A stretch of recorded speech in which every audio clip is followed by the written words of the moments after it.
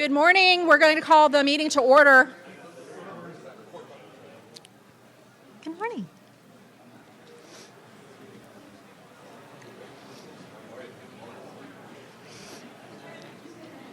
We're going to have half a minute while Warren tries to get people in.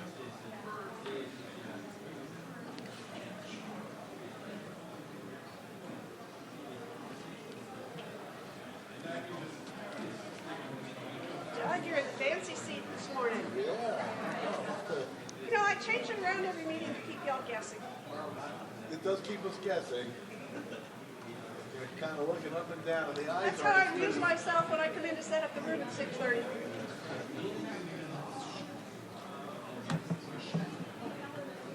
Okay, good morning. We're going to go ahead and get the meeting started. We are changing the format for today's meeting just a little bit to accommodate our special guest that's going to be speaking. We want to make sure that we allow for enough time for questions because the topic is economy and the state of the economy. Our guest is from Cushman Wakefield, so I think that it's going to be, you guys are going to have a lot of questions, so we want to make sure that we're accommodating for that. My name, for those of you who may not know, is Helen Edenfield. I'm the vice chair, filling in for Guido today.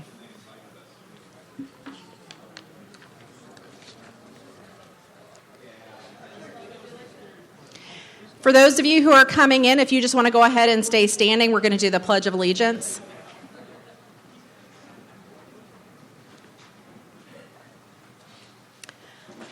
I pledge allegiance to the flag of the United States of America and to the republic for which it stands, one nation, under God, indivisible, with liberty and justice for all. Thank you.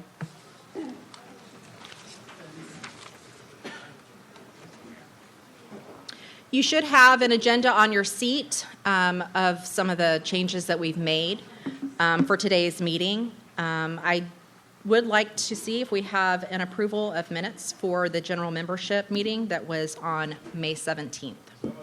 Second. Thank you. Okay, Mr. Tasman.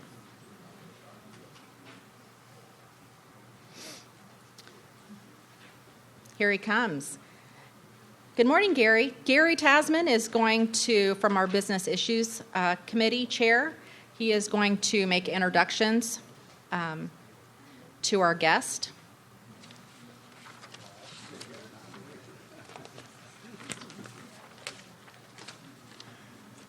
Good morning, everybody.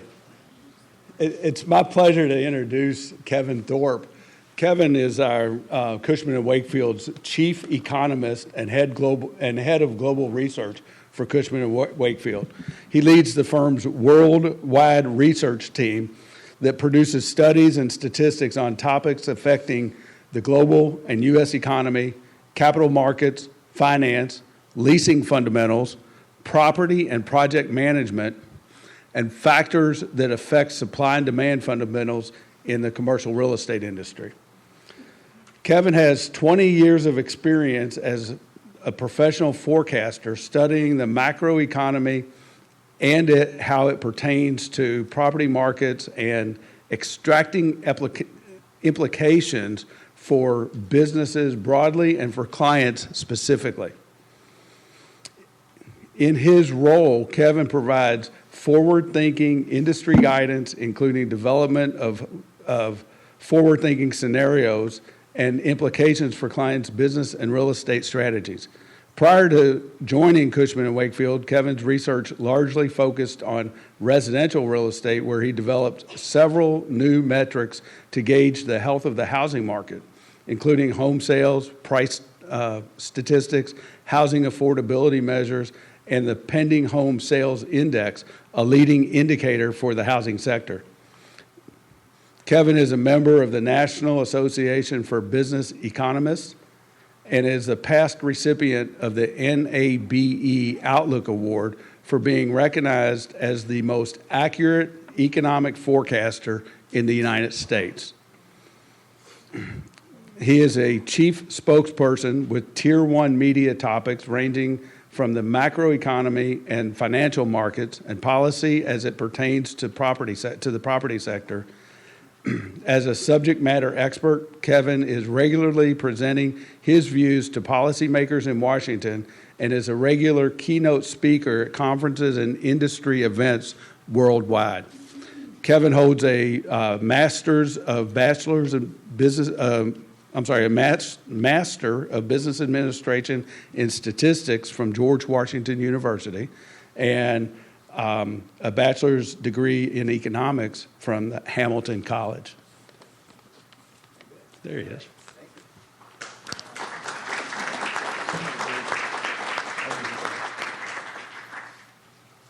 All right. I do have some slides here. Just give me a second. See if I can figure this out.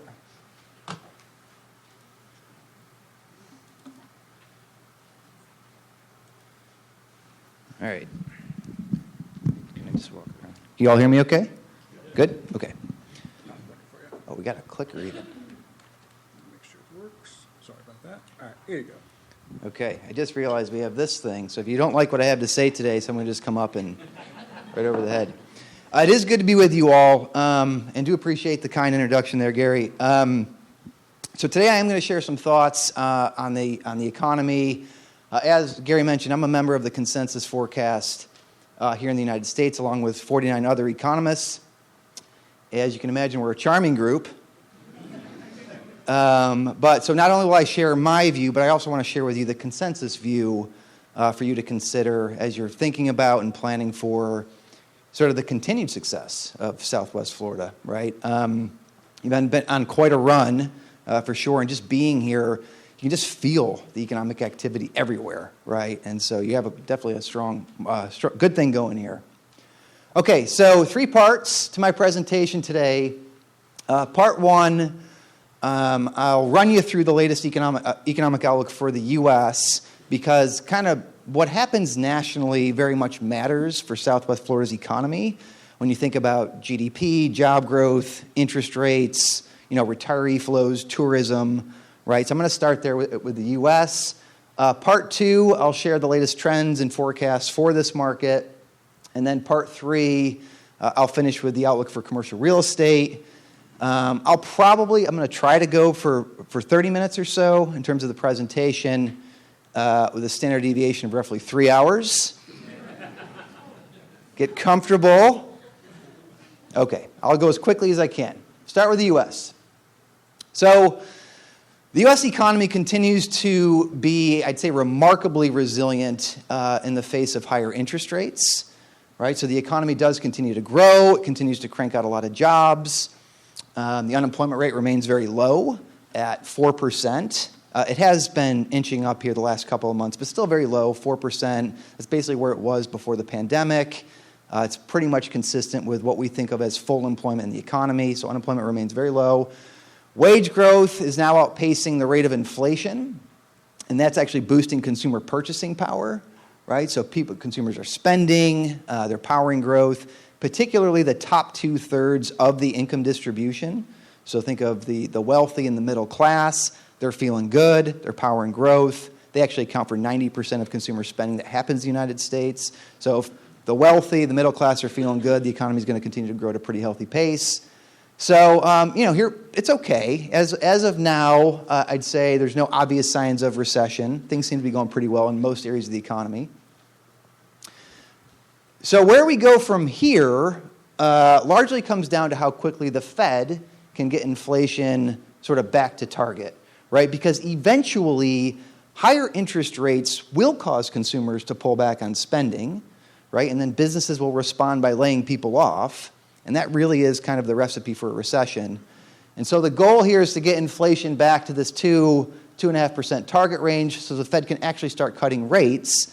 And last year, we were making all this great progress on inflation, right? Until we got into this year, and then it seemed like that progress stalled. We got a couple of hot CPI prints, right? The markets got very nervous. But more recently, we have seen that downtrend in inflation start to resume. So that's what we were hoping for. It's resumed. And you can see CPI inflation, consumer price inflation, is now up 3.3% year over year as of May. Last couple months, it has trended lower. Chart on the right, that's the core PCE, Personal Consumption Expenditures Index. That's actually the Fed's preferred measure of inflation. And you can see that's also trending in the right direction, now up 2.8%. Right, again, the goal is 2.5, 2.8, so we're getting there. And there's good reasons to believe that inflation should continue to trend lower. You may have heard that the only reason inflation is not yet back to target is because of housing. You may have heard that. It's 100% true. 100% true. Every economist on the planet knows that the way the United States government measures housing inflation to compute the CPI is insane. It's insane what they do. So they calculate something called owner's equivalent rent, which more often than not lags what's happening in the real economy by about a year. But we all know that, certainly nationally, apartment rents have already started to decline, which you can see from the chart on the left, the dark blue line, right? So apartment rents are actually down nationally 1% this year.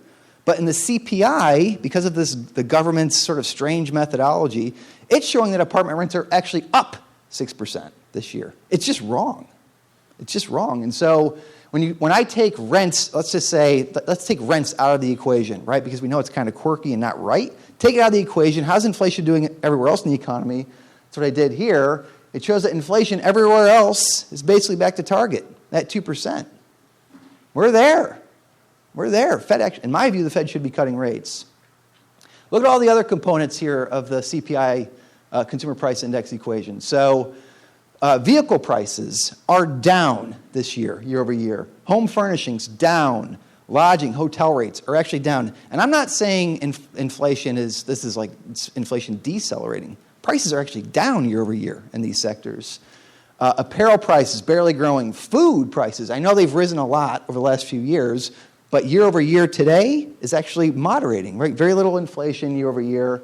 Alcohol, by general consent, the most important thing. Very little inflation, right? And then you have rents, right? So that's 36% of the CPI is shelter rents. And so the thing that probably shouldn't even be in the CPI is the very thing that's preventing the Fed from cutting rates. I feel like I'm taking crazy pills. I can't believe the Fed hasn't started cutting yet. So I think it's coming. The other thing that gives me some solace here is that the economy is slowing. Maybe not so much here yet, but nationally the U.S. economy is slowing. It's worth remembering that monetary policy works in long and variable lags, right? And so, in fact, historically, it takes about 2 years from the time that the Fed starts raising rates to when the economy actually feels the full impact of the higher rate environment, right? And so the Fed started raising rates in March of 2022. Here we are roughly 2 years later. Impact should be hitting, and it is. That's what I'm showing you here. So retail sales, chart on the top left, have clearly weakened over the past couple of months. Housing sector is struggling. Home sales are down 45% from the peak. Delinquency rates on auto loans, credit cards, mortgages are drifting higher, right? So that's telling us that the consumer is coming under increased pressure. Rising layoff announcements. There's weakness in different parts of the labor market data that we're now seeing. So in my view, the U.S. economy is quite clearly throttling back, and that really should help inflation come down the rest of the way. So the consensus forecast, consensus base case is the soft landing scenario. That's what you see on the far left. Cushman's base case calls for a slow session, which is actually pretty similar to the soft landing scenario.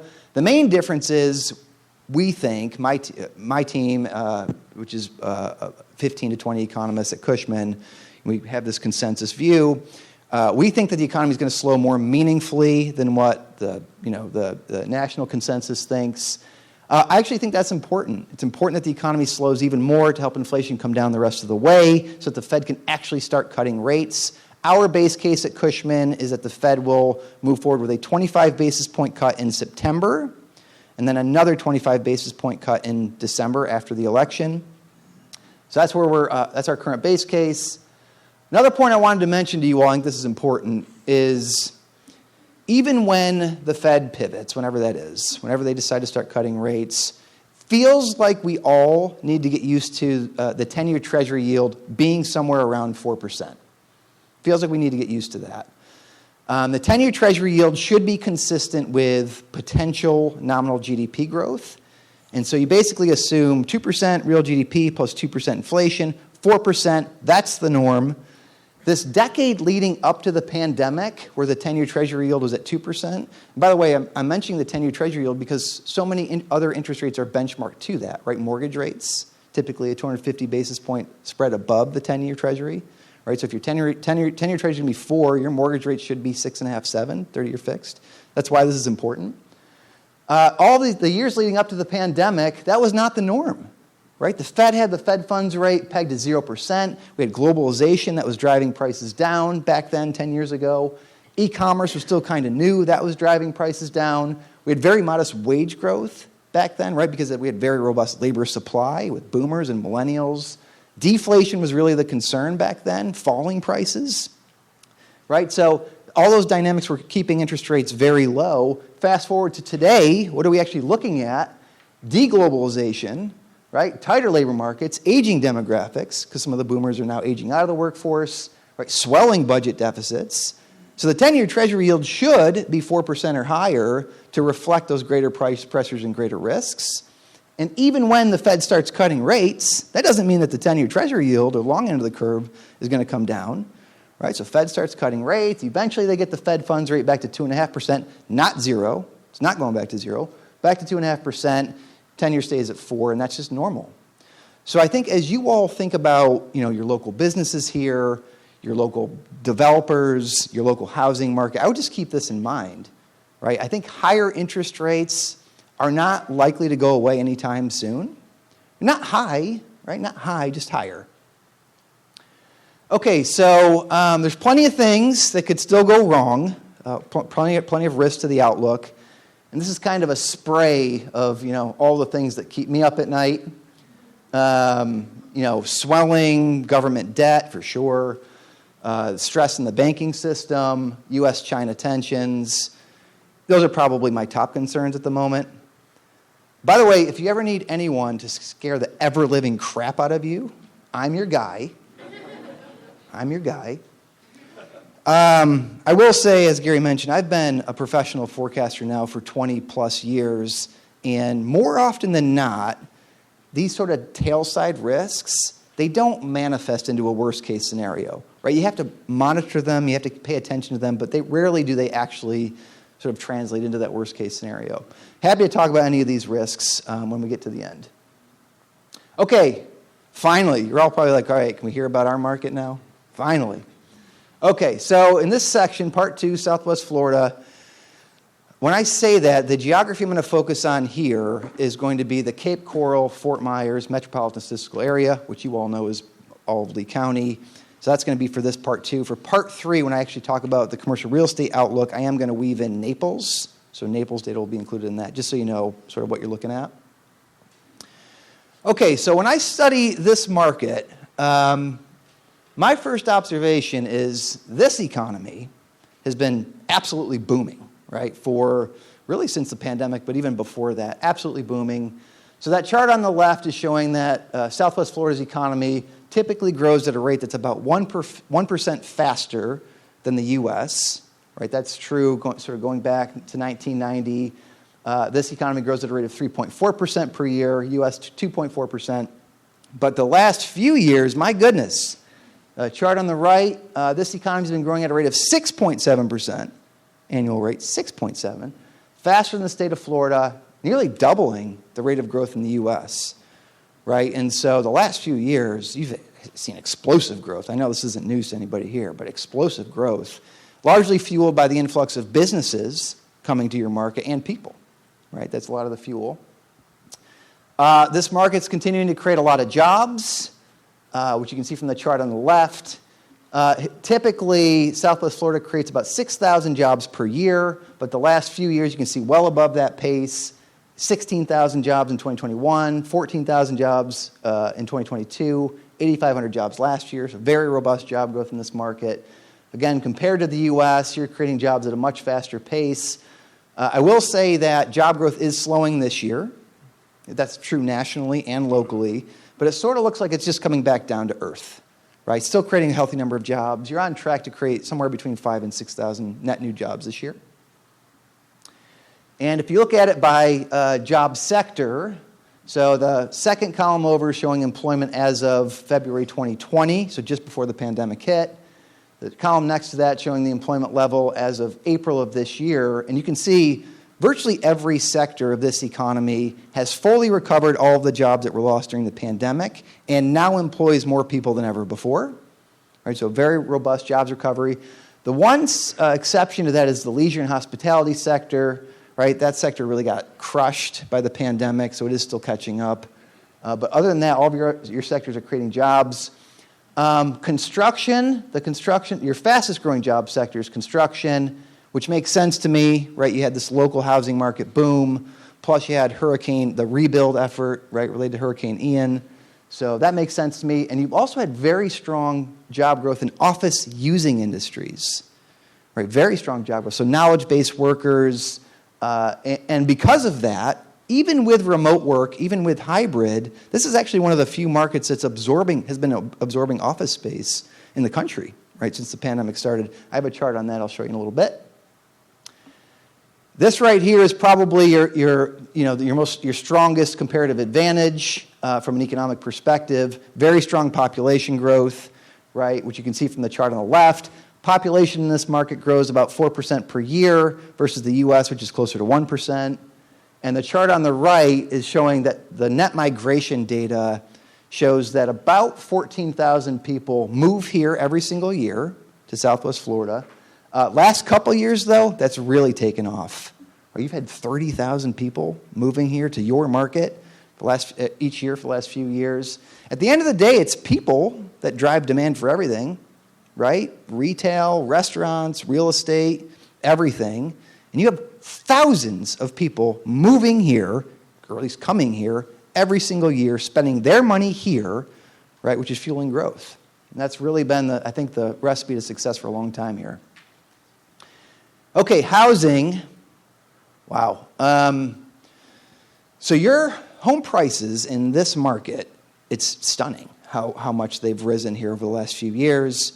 The median price of a home of an existing single-family home in Southwest Florida went from roughly $250,000 before the pandemic a few years ago to nearly $500,000 today. That is crazy growth. And sort of that in combination with the skyrocketing property insurance costs in the wake of Hurricane Ian, that is clearly creating some housing affordability challenges here. I know I'm seeing yeses. You're sort of feeling that and very familiar with that. I think the good news is home prices are starting to correct here, finally. Home prices in Southwest Florida down 3 to 5% this year. This doesn't look to me like anything like a crash. This looks to me like a rebalancing. Your housing market is rebalancing, which had to happen. Right? You were very due for a price correction. That's what's happening right now. When I look at the outlook, housing outlook, a couple things. So the construction pipeline of new home construction pipeline is starting to moderate now. And because, right, the cost of construction has gone so high, the cost of financing has gone so high. So now you are seeing developers start to tap the brakes, pull back a little bit. So supply of new homes is actually starting to taper off, and I think that's going to help your home prices kind of stay relatively firm. And so my base case is that home prices here, I think they're going to continue to decline a little bit, probably this year and into next year, but I kind of have them moving sideways for a period of time. Longer term, both I'd say home sales and home prices are very favorable, right? You're going to see a lot more activity probably after a couple of years out because of your strong population growth. But I do think you're going to have a little bit of weakness in the housing sector here for the next 12, 18 months. This is the economic outlook under the soft landing scenario for Southwest Florida. A lot of numbers here, so I'll just mention a couple things. In general, there's a healthy outlook. This is a healthy outlook for this market. The economy is expected to continue to grow. GDP this year, gross metro product, by the way, is basically GDP for the city, for this metro. So the economy is expected to grow about 5% this year, 3% next year. should be good enough to create a lot of jobs, right? So job growth should remain healthy. Your net migration still expected to be people moving here to Southwest Florida. That's expected to continue slower, right? Somewhere in the 15 to 20,000 range, so a little bit slower, but still healthy. Because even though you have this housing affordability challenge, people will continue to move to this market because it's Florida, right? People want to be here. And because relative to the big cities, it's actually relatively inexpensive, right? When you think about Washington, D.C., which is where I'm from, New York, L.A., San Francisco, Boston, Miami, right? So you still have, I think, a cost advantage that way. I'm going to skip this in the interest of time, but I did lay out a couple of different scenarios for you all to think about. Okay, so part 3, the commercial real estate outlook, and here I'm going to focus more of my time on office because in my view that's probably the most misunderstood sector right now in commercial real estate, so I want to spend a little more time on that. I think I'm also going to share a few thoughts on industrial and retail, logistics. I'm also happy to talk about the other product types at the end if you want to go into some of the other sectors. Okay, 3 points I want to make about the office sector. Point number 1, the pandemic is over, the economy has spoken, businesses still need office space. So in our tracking of 310 public announcements, 310 companies who have made public announcements, this is basically what we learned. So the hybrid model, which means coming to the office at least a couple times a week, hybrid, that's the light blue portion of the bar there, that's emerged as the most common workplace strategy, right? So most businesses across most sectors are going hybrid. The office-centric model, which is in the office 3+ days per week, that's the blue portion of the bar, that's the second most common model. And then this remote-first model, which is come into the office if you want, but we don't really care, that's actually not very common at all. There's kind of some interesting variances when you look at it by sector. And so the technology sector is the most flexible, right? So 31% remote first. I think that partially explains why a market like San Francisco has had such a weak return to the office, right? A lot of tech companies, a lot of them are sort of have this remote first philosophy. The legal sector is proving to be the most office-centric so far.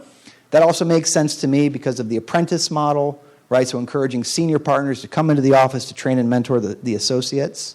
But I think the bottom line is the vast majority of businesses are coming into the office, see value in coming into the office at least some of the time, right? We're also learning that some things haven't really changed much at all. And so chart on the left, prior to the pandemic, most people were coming into the office Tuesday, Wednesday, Thursday. Monday, Friday, not so much, right? And that trend is actually, I think, was accelerated by the pandemic, but it's kind of going in that direction anyway. Prior to the pandemic, most people were coming into the office, were at the office between the hours of 9 a.m. and 4 p.m. That's still the case today, right? So that really hasn't changed all that much. Ultimately, it's these peak attendance days that are going to drive demand for office space, right? And so for most businesses, it's Tuesday at 11 a.m. The level of attendance on that day at that time is going to determine how much space you really need to run your business, right? Because you at least need to have enough space for the maximum days where maximum people are there. I also want to point out this has knock-on effects, right? So if most people are not going into the office on Friday, if you do decide to go in the office on Friday, there's nothing there. Right? There's no coworkers. There's no clients. In a lot of cities, restaurants aren't open. It kind of creates this disincentive, I think, to go in the office at all on a Friday. So maybe we should just bag Fridays. Does anyone really want to work on Friday? By the way, it's my mission not to work on any of the days, but I will settle for Friday. Okay, point number 2, businesses are still shedding space, but the work-from-home drag is fading. That's what this is showing. Businesses continue to shrink their office footprint despite job growth. Southwest Florida is different in this regard, but nationally this is the case. Prior to the pandemic, every office job created would generate at least some demand for office space, right? You could count on that. You can see the strong correlation here between job growth and net absorption, demand for office space. Since the pandemic, that relationship completely fractured. right? Because businesses realize we have more space than we need because of remote work. That's really the problem right now in the office sector into this year, right? We're actually still seeing good job growth, but businesses are still shrinking their footprint.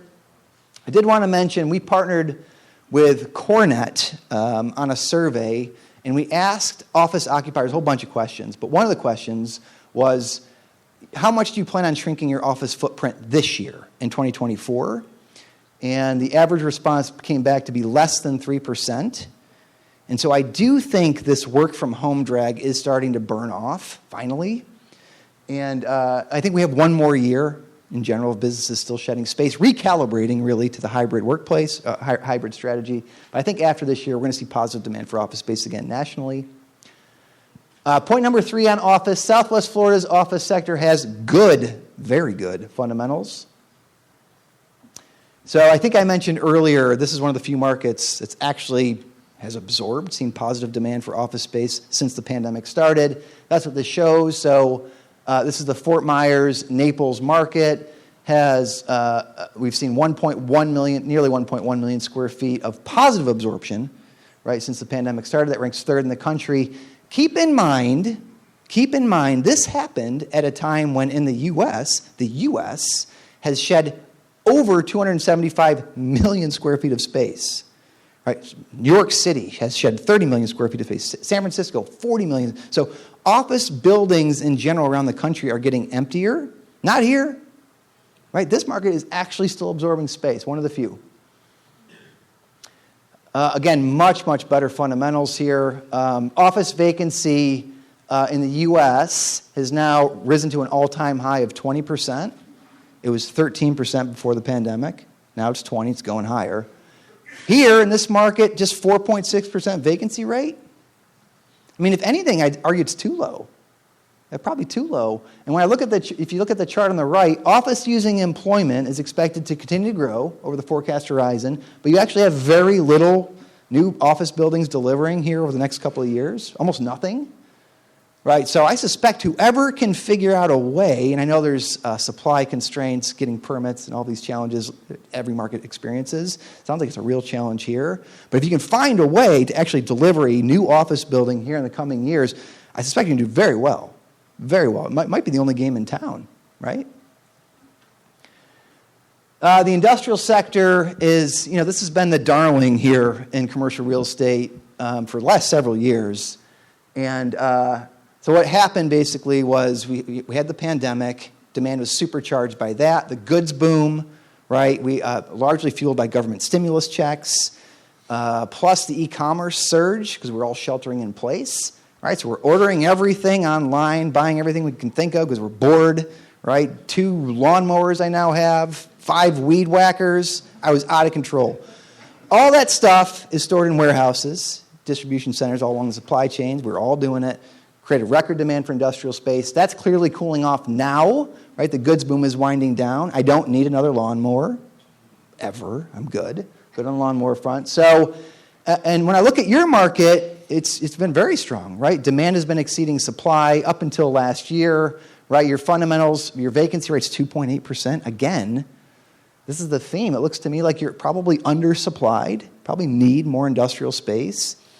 In particular, to take the pressure off of rents. Industrial rents are cooling off nationally, not here. Industrial rents are still growing around 27% year over year. You don't have a lot, and limited supply, right? You're all fighting for the same space. One more slide. This is on retail. Resilience really is the theme. This is a tough category for me because retail is a huge category, right? It includes malls and power centers, community centers, urban versus suburban. This is a huge category. But I will say this sector has strength. Retail sector has a lot of strength. And again, when I look at this market, look at these demand bars, the absorption bars. On the chart on the left, so the dark blue bars, that's demand, light blue supply. Demand has basically been doubling supply for retail for the last 10 years, driving your vacancy lower and lower. So again, I suspect you're probably undersupplied on the retail side. That was my last slide. I know I threw a lot at you. Hopefully you got something out of it. I'd be happy to take questions. Do we have time? Yeah? Let's do it.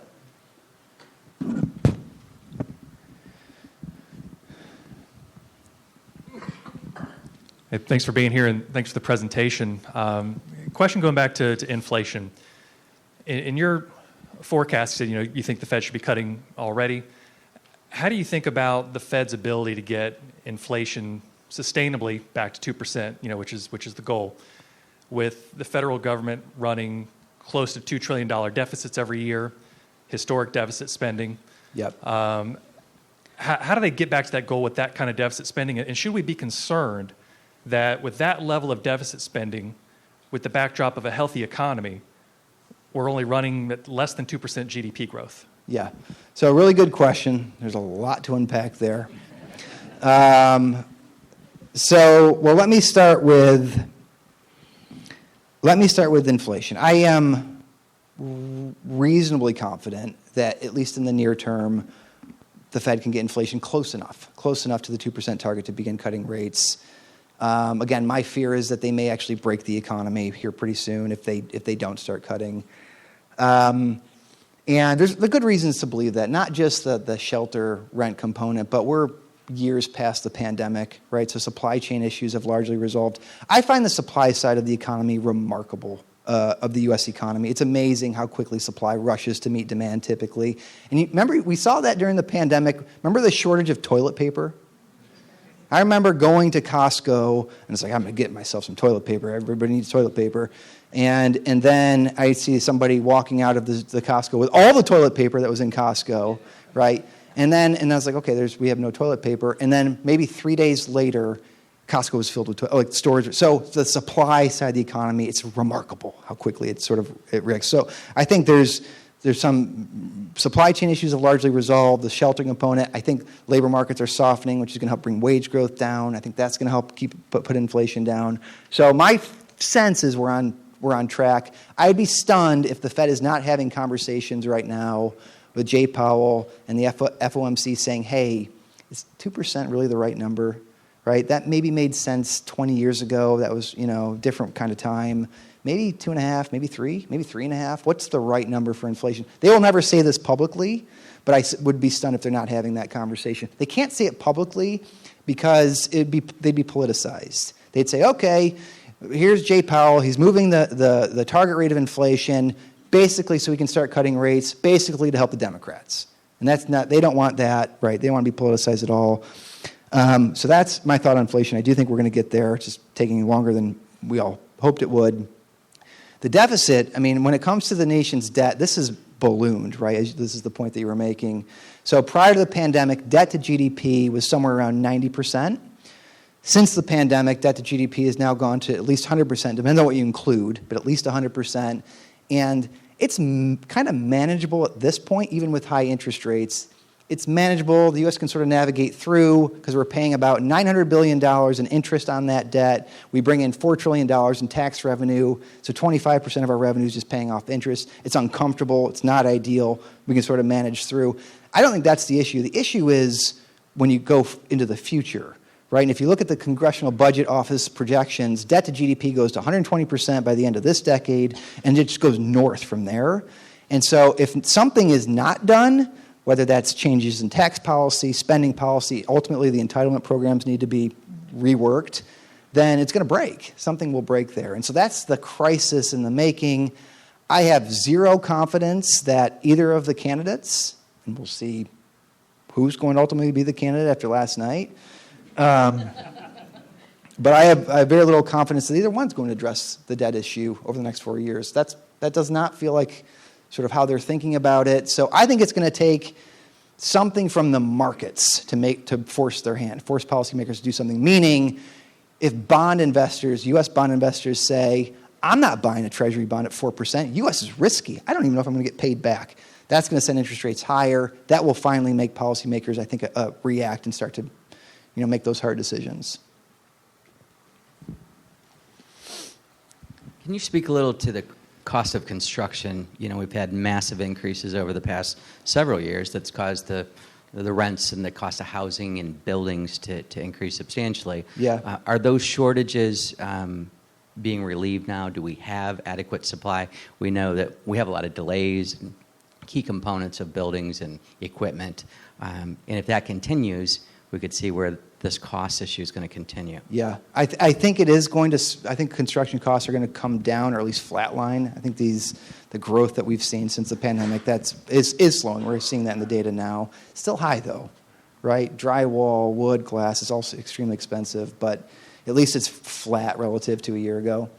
When construction costs are kind of two things, and you guys probably know this better than I, but I think about it in sort of as two things. There's labor, and then there's materials, right? I think materials are doing what they should be doing now. They've sort of flatlined for the most part. Labor is the challenge, right? Finding good labor remains a challenge. But even there, it looks to me like so when I think about labor, it's supply and demand. And demand for labor has finally started to cool off a little bit with the Fed raising rates, right? So we're showing job growth is slowing, job openings are slowing. So I think demand for labor is slowing a little, and supply of labor is improving. Labor force participation is coming back. Very strong immigration, which I know is a political hot topic, but strong immigration has helped quite a bit on the labor supply side. So I think we're getting there. I think we're getting to the point where construction costs are probably going to level out. Good morning.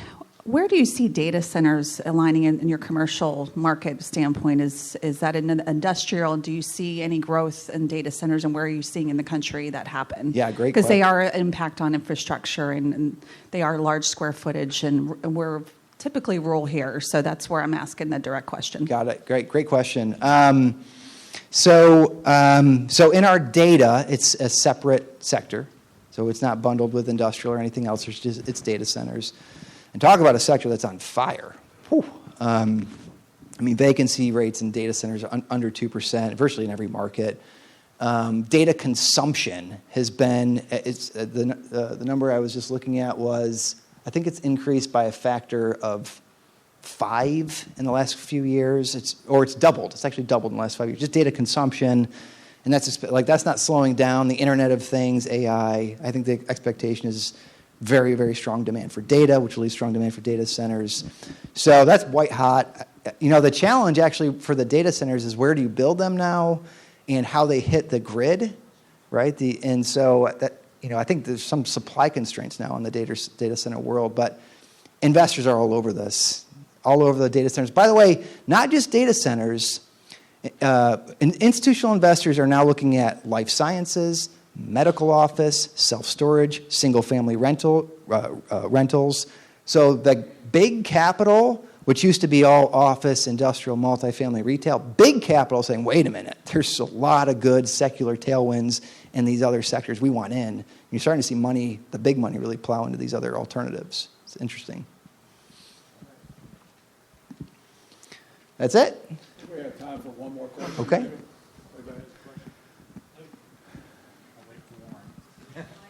I'm nervous. By the way, I've been waiting for here we go. Predict the election. Here it comes. Nope, not predict the election.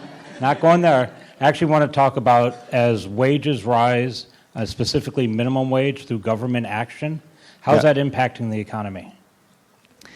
Yeah, there's a whole, it's a great question. There's a lot of debate about this. You can find, if you were to survey 100 economists, 50 of them would say have the philosophy of raise the minimum wage. Those wage pressure increases won't actually trickle onto small businesses or regular businesses, won't lead to inflation. They have that thesis. I'm on the other side. So I think when you do that, it immediately puts pressure on small businesses, which results in higher inflation. Doesn't feel like the right thing to do. Certainly not. Doesn't feel right to do now. The timing would not be good, given that we're so close. We're so close to finally getting inflation. We're back in the bottle. So I think anything that would risk putting pressure on wage growth or just inflation in general, I don't think that the timing is right. That was much easier than the election. Kevin, you probably have 30 seconds to talk about this. Oh, yeah, thanks so much, Gary. I will pass on that. But I do appreciate you all listening to this. I do hope you found it helpful. If we can help in any way, through Gary or through me, we have a big research team at Cushman. One of our local researchers is here today. Hannah, can you raise your hand? Yes, she's terrific. So let us know how we can help. Thank you so much.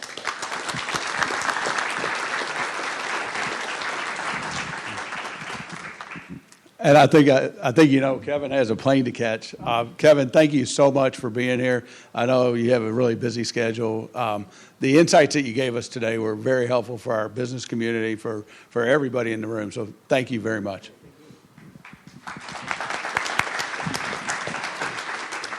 Okay, we're going to set this back up, and Commissioner Sandelli, if you want to come up and give a report.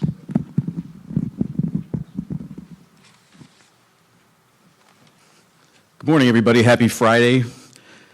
You know, Kevin said that he was going to scare the crap out of you. Well, I saw the new schedule, and Helen scares the crap out of me. She puts me after an economist. You know, it's like me watching Jeopardy going, man, you're really not that smart, you know, something like that. Kevin, thank you. I know you're busy and stuff like that. Cushman Wakefield, great company, a lot of friends there, even Gary, and, you know, whatever. I found it interesting about the soft landing thing. I was a Navy pilot, never had a soft landing. It was more of a controlled crash. And so, whatever. Let's see. Just a couple of things. It's been almost 2 years since Ian. We've learned a lot. There's a lot more to do. But I think we spend a lot of time right now looking back as well as looking forward. You know, everything is a process. Process takes time, and time is what makes the frustration factor.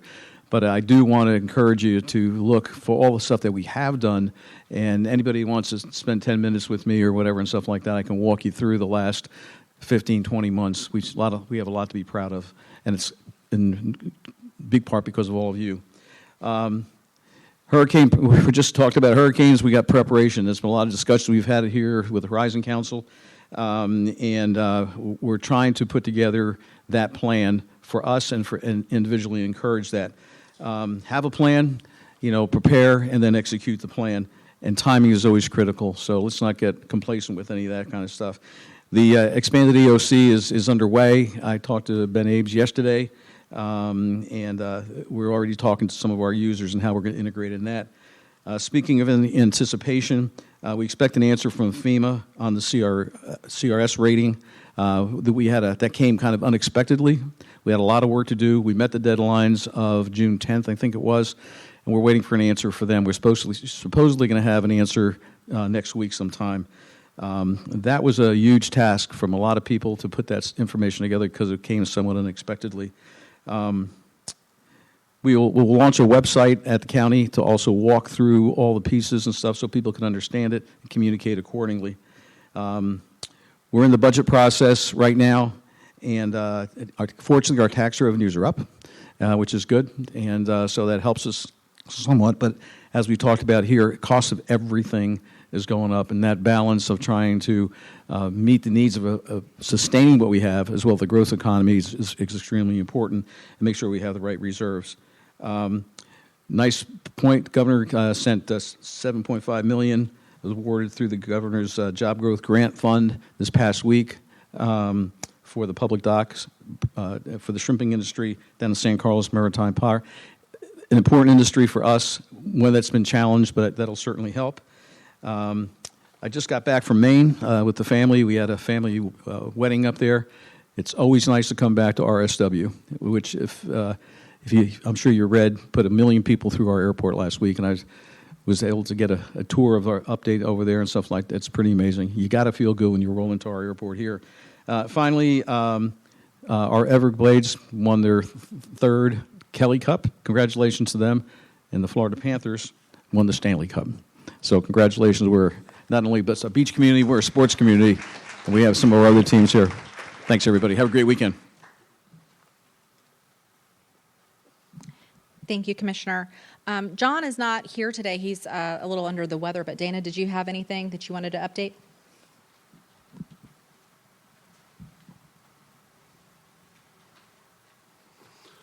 Good morning, everyone. Happy Friday. Just want to let you know some of the things we're working on. We're preparing to attend ICSC up in Orlando. We go there not so much to recruit direct retail, but to get developers of retail space. We're working on future developments along corridors along Route 80 and Route 82, among others. As our population grows, demand grows, we want to make sure that we're supporting that growth with the proper items out there for them to get access to. So we'll be attending that. We're also preparing for our annual attendance at the Twins and the Red Sox up north. We go there and host businesses in the suites up there in the hopes of getting them to work with us. And I have to tell you, the last 3 years or so, we've done extremely well. We've had a lot of new investment, job creation as a result of these activities. So we're very proud that this is showing some positive impacts in our communities, and we are very thankful for the relationships we have with both the Red Sox and Twins organizations. Tatum and Jennifer working hard on closing out the ARPA grants to a lot of our educational institutions locally to do micro-credentialing and other activities.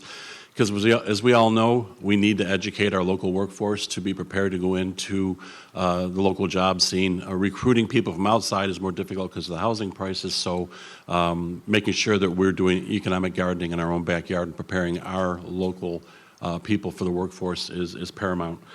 We're still seeing great activity in the commercial side, new construction still going on, new businesses coming in, absorbing space. So we're pleased about that. There was mention of a data center. Yes, we have been working, trying to get a data center here. The problem with that is they need users, large users. So, the health community, government, and the thing is with the data center, it's not Southwest Florida. We can recruit users from all over Florida. They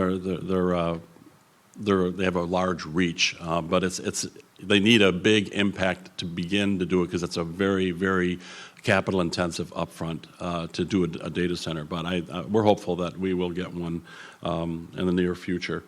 We're seeing more interest in foreign direct investment, working with 3 different companies right now from out of the country who have an interest in coming here. So we're excited about those opportunities as well. It's always nice to have new blood.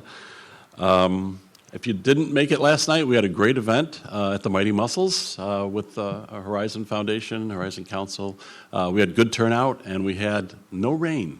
Go figure. We hosted a baseball game, and there was no rain. What a concept.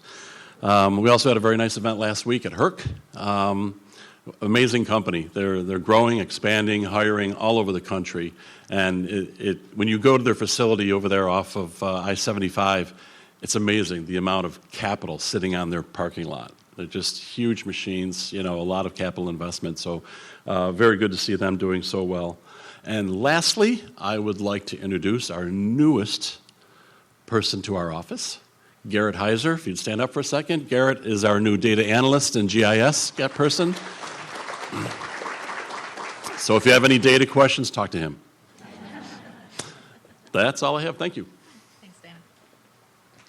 All right. So I would like to make an introduction for our chairman's nonprofit minute, Becky Lucas with Habitat for Humanity. If you want to go ahead and make your way up here. Becky Lucas is the CEO of Habitat for Humanity of Lee and Hendry counties, where she has dedicated 24 years in various roles to advancing the organization's mission.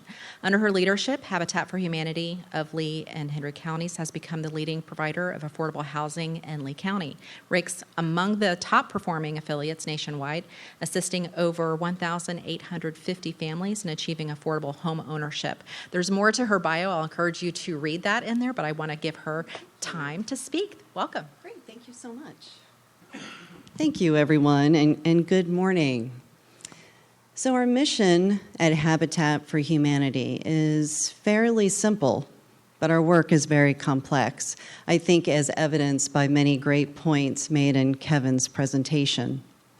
Our mission is seeking to put God's love into action. We bring people together to build homes, communities, and hope. We are able to accomplish this mission by being a developer, a builder, a mortgage lender, and a housing counseling agency, all under one roof, with a purpose to create wealth through having a safe, decent, and affordable place to call home. Most people know us by our affordable homeownership program. So that is where we build new and we rehab existing homes, and we sell them to qualified low-income families using a Habitat for Humanity affordable mortgage. Because we are a mortgage lender, at the time of closing, we are able to set mortgage payments at 30% of a family's income so that they are always affordable. We work with families who make 80% of the area median income and lower. And just to put that into perspective, right now for a family of 4 in Lee County, that would be an income of $74,900 a year. However, our work covers an entire scope of housing services that some people don't know about. We also offer mortgage delinquency and foreclosure prevention services, financial management and budget creation. We do credit workshops, and we even have pre-purchase workshops, and all of these are open to the public. We even train residents on how to be productive members of HOA communities. And all of this work is done through our HUD-certified housing counseling services. We have trained housing advisors on staff that work with families who come in our door to create individualized action plans to put them on a path so they could obtain both their housing as well as financial goals. Last year alone, we counseled 1,070 families. In addition, our scope of services very much increased after Hurricane Ian. We were no stranger to doing repair work on low-income homes previously. In fact, we have a couple amazing partnerships that have been going for quite some time now with the City of Fort Myers, CRA. We work with families to address safety and code violations. And also, we work with the City of Cape Coral to provide emergency repairs. But after Hurricane Ian, and with the help of the county, we launched a robust repair program. And that is for low-income homeowners to bring their houses to whole and safe status. Just in the last 12 months alone, we have completed 134 complex repairs. That means we are completing 2 to 3, even today, repairs a week. We've been in existence for about 40 years here in Lee County. We are a private nonprofit organization that exists because of the generosity of this community, and many amazing supporters are in the audience right now. And we are so grateful for your support, because that is what keeps us in existence and able to serve. Hopefully next year, we'll be able to announce the start of our 2,000th home. Thank you.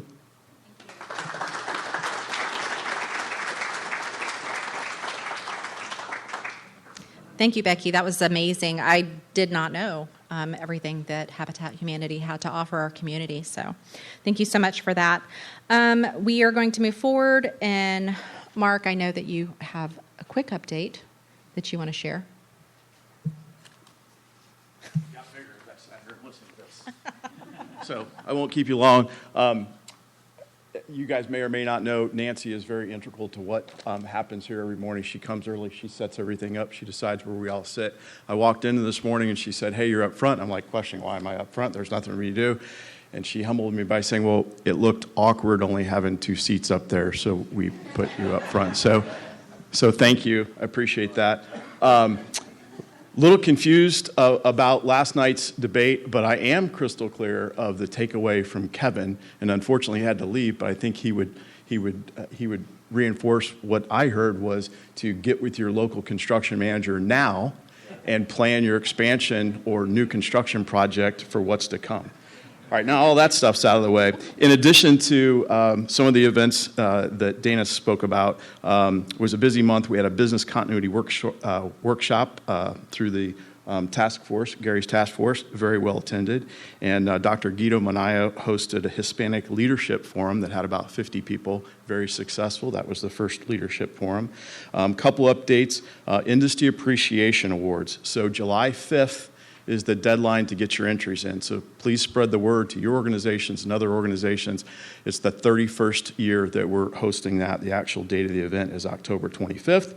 We're already working on the Edison Awards, and I want to do a little shout out to Bill Johnson Jr., who is our executive director. He is on track for our $575,000 goal, which is the mechanism that funds a lot of what this organization does. So have a great weekend. Thank you, Mark. Do we have any voting member input?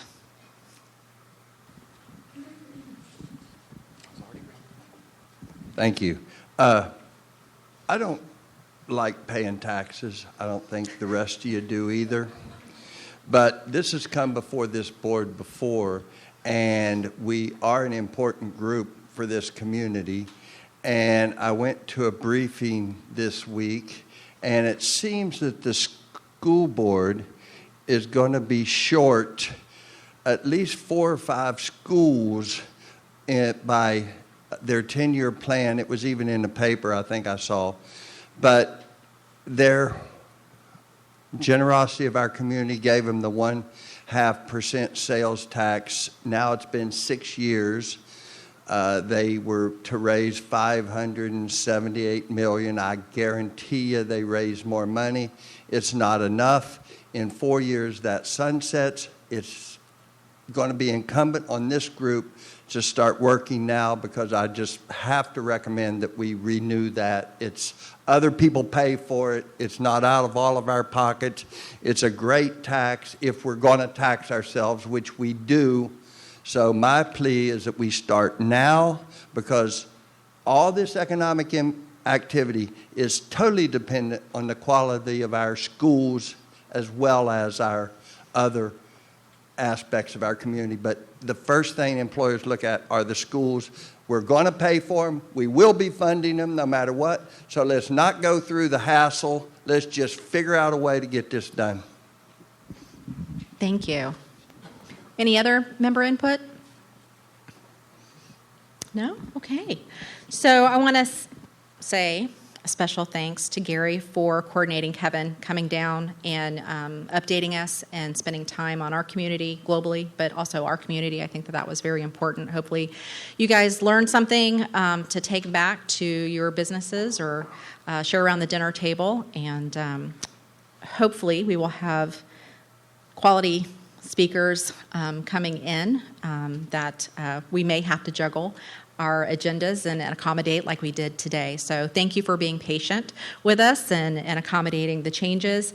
And with that, I think we are adjourned. Happy Friday. Oh, Warren's giving me the... Oh, that wrong finger. I'm sorry. This is Mark Weber's last day. Yes. Mark Weber, could you please stand up? Mark, I hear that this is your last day here. Well, we want to thank you for everything that you've done for the Horizon Council and Foundation and helping our community, and you will be missed. Hopefully you're on to bigger and better things. I am, and Victor Gonzalez will take over for me, and he'll do a great job. So this is good to be well represented. Thank you. Okay, are we good, Warren? All right, with that, we are adjourned. Thank you.